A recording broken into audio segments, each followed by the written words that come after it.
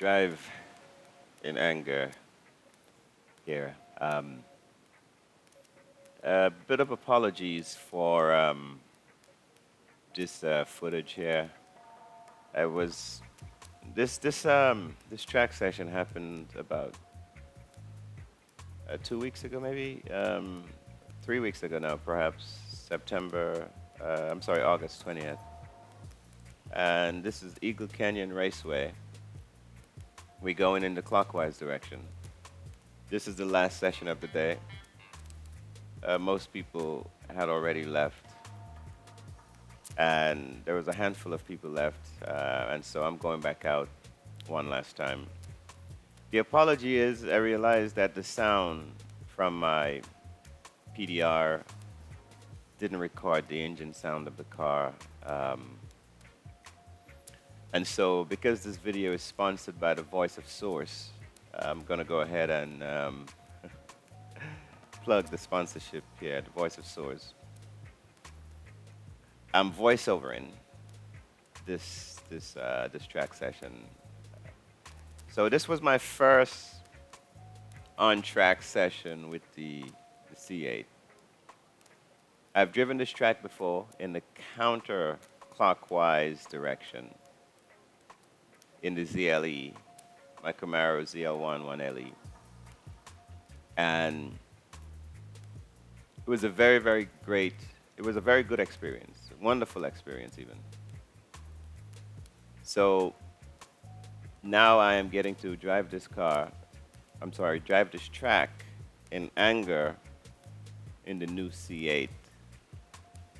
I didn't know what to expect going in. I've heard things about understeer if the track alignment is not done. I've also heard things like it's good, it's planted, you'll have fun, you'll enjoy it. So I really didn't know exactly what to expect from my track experience, but I had an open mind. And the fact that we're going clockwise on this track add a bit of drama to the session, because I've driven this track before in the anti-clockwise manner. And there's a certain rhythm and a flow to the track that is completely different when you run it clockwise. And so I wasn't 100% comfortable, because new car, essentially the same track but in a different direction.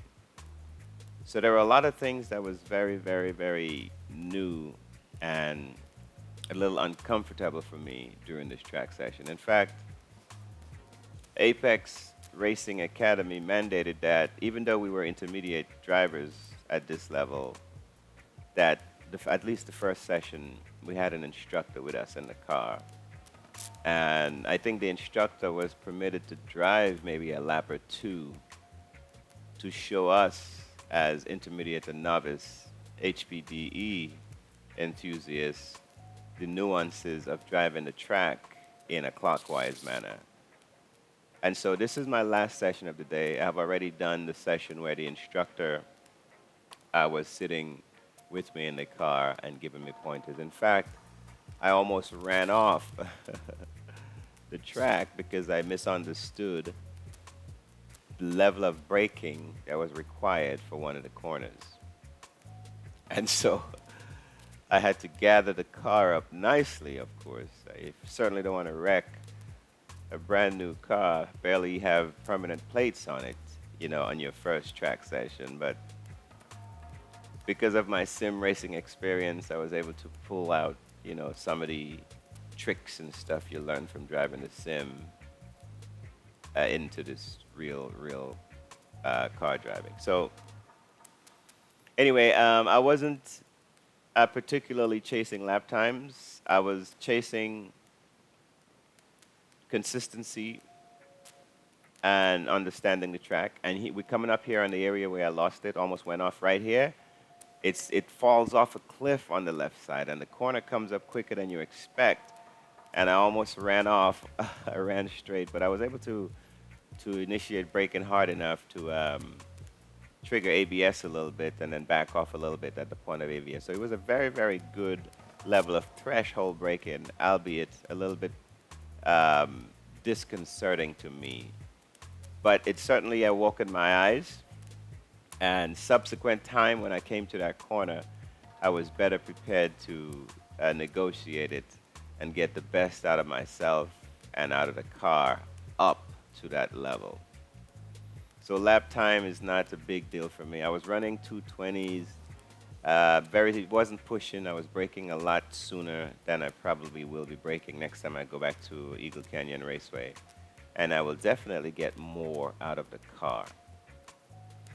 So, but the meat and potatoes of this thing is the comparison between the ZLE, the ZL1, 1LE, and the C8.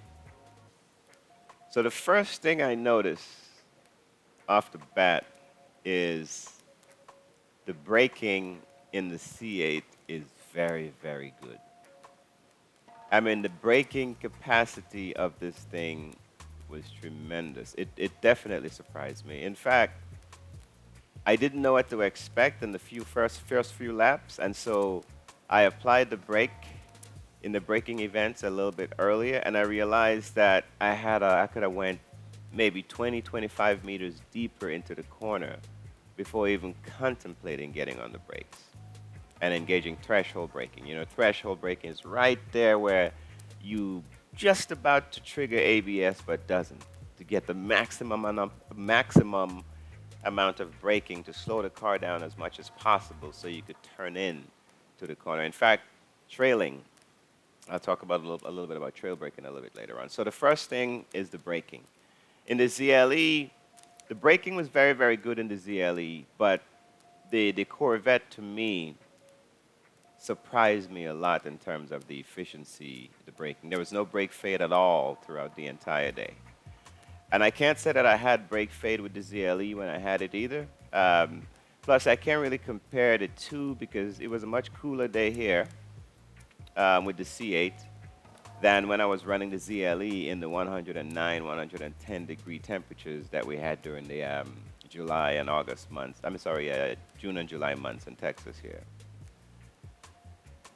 So the next thing I realized about the C8, aside from the braking, is I can drive it more aggressively in the corner. It seems a lot more stable in the corner.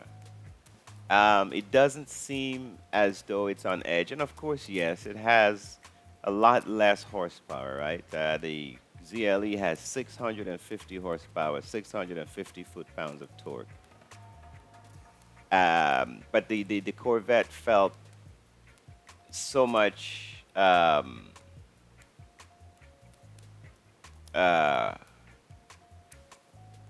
more manageable.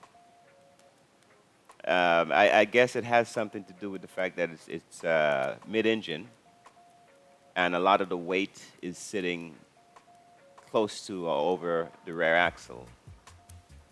And so it doesn't feel like it wants to spin out when I turn into the corners.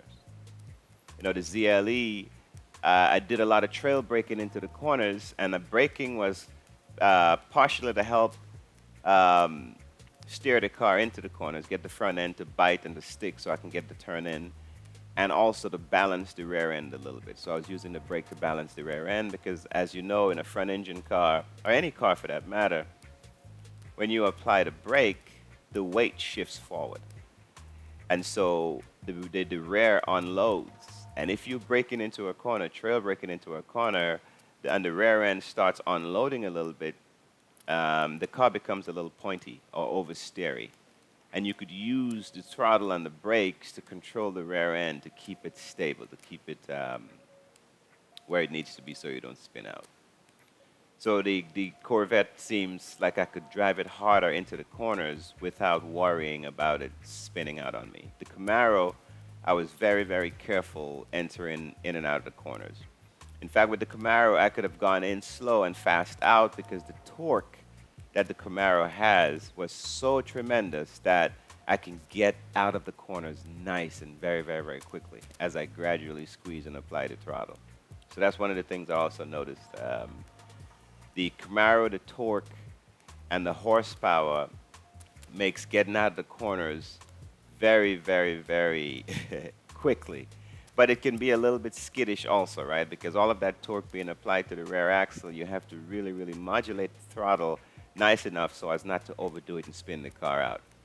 With the Corvette, I can get on the throttle a lot more aggressively and not have to worry about the back end stepping out on me because it seemed to be much more planted and because, again, of the weight that's sitting over the rear axle.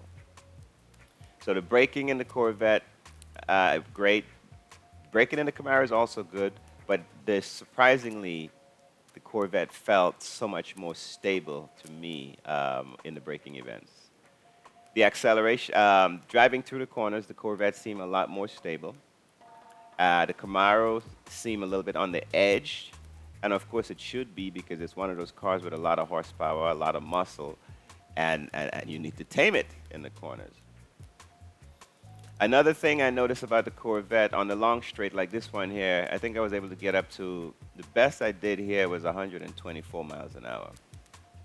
But then again, I'm driving this track in a clockwise manner, whereas when I had the ZLE, I was going in the opposite direction. And so the corner that leads down that back straight when I was driving in the opposite direction, you carry most speed through that corner. And so subsequently, whatever you carry through the turn, you will have all the way towards the next braking event. And so I think that's the reason why I was able to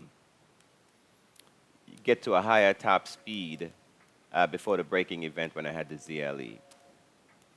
The acceleration also on the Corvette, it's not as aggressive and it's not as violent as the Camaro. I prefer the way I feel in the Camaro when I'm coming out of the corners and getting on the throttle and it's muscling down the straight. I mean, it just feels like a proper race car. It feels like, yes, let's go ahead and catch that M3. Let's go ahead and catch that that Grand Sport or that Porsche. I remember the first few sessions that I did at ECR, I was still learning the corners, and I was trying to stay as close as I can with some of the dudes who are ahead of me in, more capable cars. But on the straightaway, the monster in that ZLE, oh man, I was able to catch them on the straightaway quickly. They might be quicker in the twisties, but on the straightaway, once I got out of the corner with the torque and the power, I was able to catch them nicely down the straight. So that's another thing I noticed. I feel more racy, and the Camaro ZLE feel more like a proper race car or track car than the C8, even though the C8 with that Z51 package was very, very, very capable. This is the first track session that I actually stayed the whole session. So with Apex Driving Academy, we usually get 4 20 or 30-minute sessions throughout the day, which comes out to be about a total of 2 hours on track, which is plenty for the money that we pay. So shout out to Apex Racing Academy. Wonderful folks. They host an amazing event, and they are very, very, very prompt. So you get optimum track time, and you really, really get to enjoy your car. You really get to push your car and see what you're capable of. And safety is something that they push big time. So kudos and shout out to Apex Driving Academy. So I was having so much fun driving the C8 that I actually stayed for the final session. And if you notice, there's not a whole lot of cars on track, and the people who are on track are the advanced guys, right? The instructors and the advanced guys. Most of the novice and intermediate fellows already left for the day. But I was enjoying so much the C8 that I came back out for one more session towards the end of the day and see what I could do. I'm definitely more consistent in the C8 right away because it feels easier to drive through the corners. I didn't have the Camaro long enough and drive it on track long enough for me to get to that level where I was comfortable and consistent with it. I only had about 4 or 5 track events with the Camaro, and every time it was on a different track or a different layout, and so I really never got to feel, the consistency. So overall assessment: do I regret getting rid of the ZLE after my first track session with the C8? Yes, I still do miss the ZLE, and I still do miss the way I feel on track in the ZLE. The C8, I am enjoying it a lot. It is easier to drive fast on the track because it seems to me to be maybe bordering on a little bit of understeer, but to me it seems more neutral than it is understeery. I did have the track alignment done to the C8, so it has the camber setting, which makes it a little bit more compliant into the corners, and perhaps that's the reason why it felt so planted or felt so good. But it is a lot of joy to drive, and I enjoy it quite a lot. But I still do miss my ZL1 1LE. Now, I am stuck with it for now. And so I'm going to do everything that I can to enjoy the hell out of it.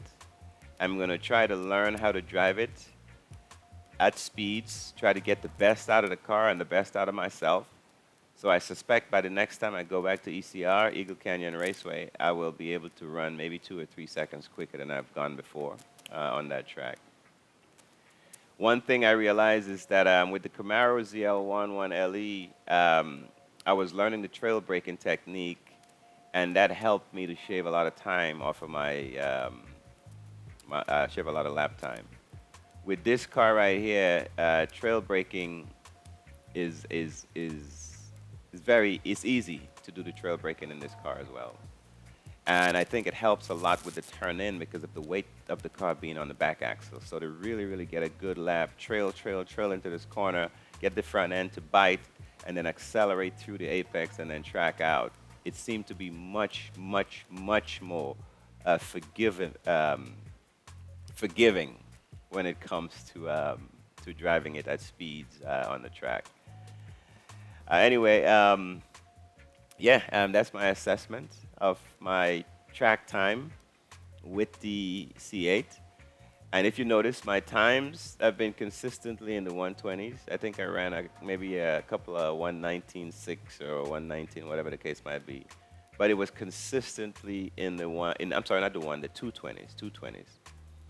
And that's not pushing. I'm really, really not pushing the car. I'm just driving as if I was, out for a Sunday drive, making sure to properly hit my braking markers and whatever it is I was working on at that particular time.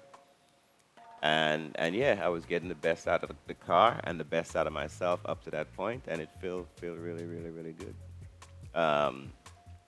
One of the things to bear in mind is when you're at the track, you have to set goals, you know what I mean, to keep you focused. You don't want to just be driving around aimlessly. So usually if it's a new track, the goal that I set first is to learn the track, right? So to learn the layout, learn the corners. You know, they have different corners. You have constant radius corners. You have decreasing radius corners, increasing radius corners. You have hairpins. You have double apex right and left corners. You have very, very slow, tight corners. You know what I'm saying? So all of the different nuances, the first thing is to learn those different corners. That's what I normally do. Then the next thing I try to do is learning to find the proper braking point for each corner. Right, and then of course throughout the day you start refining those braking points because you realize you can probably carry more speed through a particular corner, and so you brake a little bit later or earlier depending on what comes at the other side of the corner. And another thing, there are some corners that are throwaway corner, meaning you if it leads down to a long straight, you might want to be slow in, fast out, because whatever gain you have on the exit will carry you all the way down to the next long straight. So there are so many different things. So yeah, you set goals and you work on those goals. Threshold braking was one of the things that I really need to work on because I find that sometimes even in the sim, I don't brake as hard as I need to. which means that I'm usually on the brakes a lot longer than I should be. You know what I mean? Which means I'm losing time on the brake. So once I learn threshold braking, which I'm still learning and continue to practice every time I go to the track, I realized that I could brake very, very, very hard for a short period of time while I trail off the brakes and get through the apex and accelerate out, track out. I realized in that I'm saving a lot of time, or I'm gaining time, because I'm not on the brakes as long as I used to be in my old way of braking. Because normally I'll come in, I'll brake hard enough to slow the car down, but I could brake much harder to slow the car down much quickly so I can get to the point of turn in, get on the accelerator through the apex and track out and carry all of that speed. So now I'm a little bit better with the threshold braking. The next thing I was working on was trailing the braking into the corner.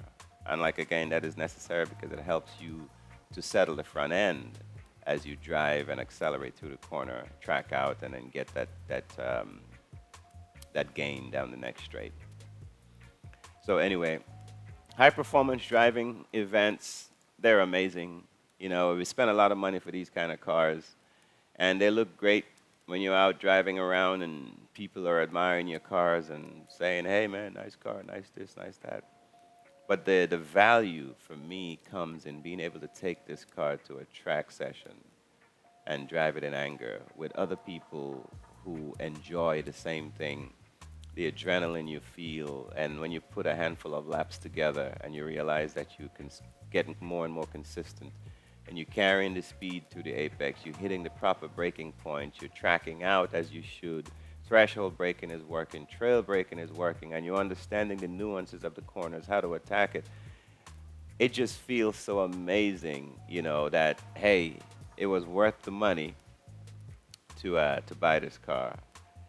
It's expensive as hell to maintain because the consumables like brake pads, fuel, tires, those kind of things have to be factored into the decision to track your car.